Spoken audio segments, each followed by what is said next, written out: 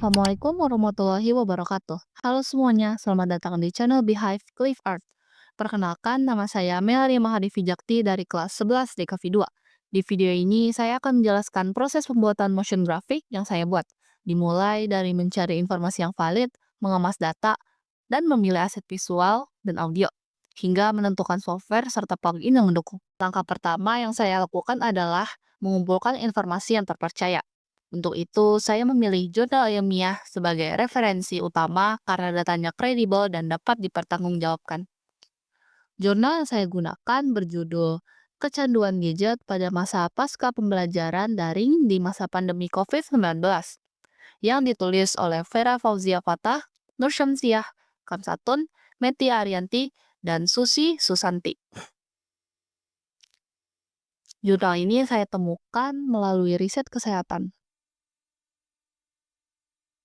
Untuk memahami isi jurnal, saya menggunakan metode SK3R yang terdiri dari 5 langkah. Yang pertama, survei. Saya membaca judul dan ringkasan jurnal secara keseluruhan. Kedua, question. Saya menentukan fokus pertanyaan, yaitu apa dampak kecanduan gadget pada masa remaja pasca COVID-19. Yang ketiga, read atau baca.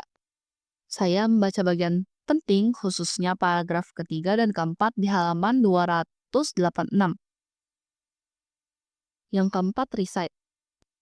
Saya mengulangi poin-poin utama seperti turunnya kedisiplinan, terganggunya waktu ibadah dan belajar, serta munculnya sikap apatis dan emosional.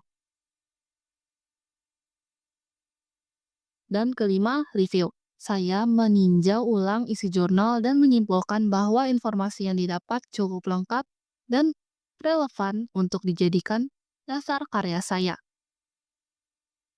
Kemudian, saya mengemas informasi tersebut menggunakan metode 5W dan 1H agar lebih terstruktur dan mudah dipahami.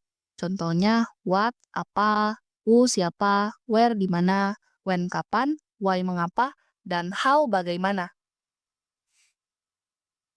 Dan setelah itu, setelah tahap pengemasan informasi, saya melanjutkan dengan membuat storyboard dan menulis naskah narasi serta gambaran visual yang akan saya produksi.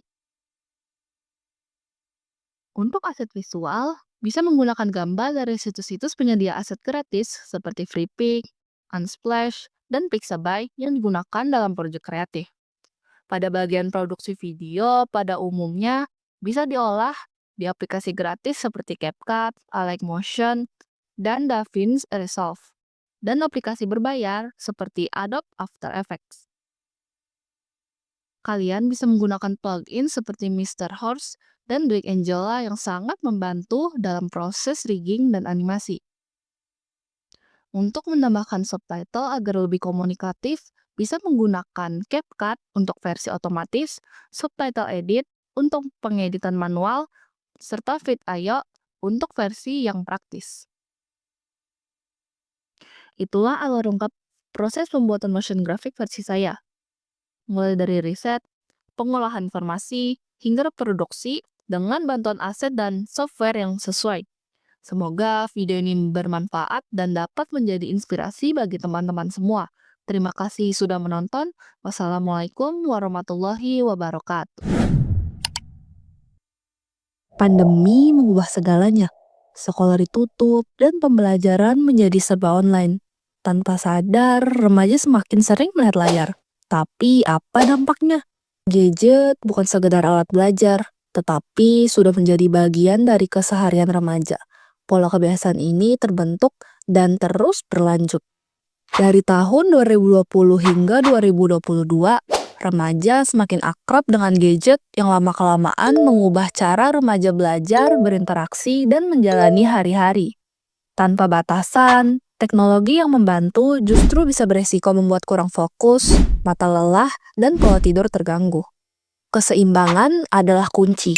Batasi waktu layar, ambil jeda, dan temukan hobi baru. Gunakan teknologi dengan bijak untuk masa depan yang lebih sehat.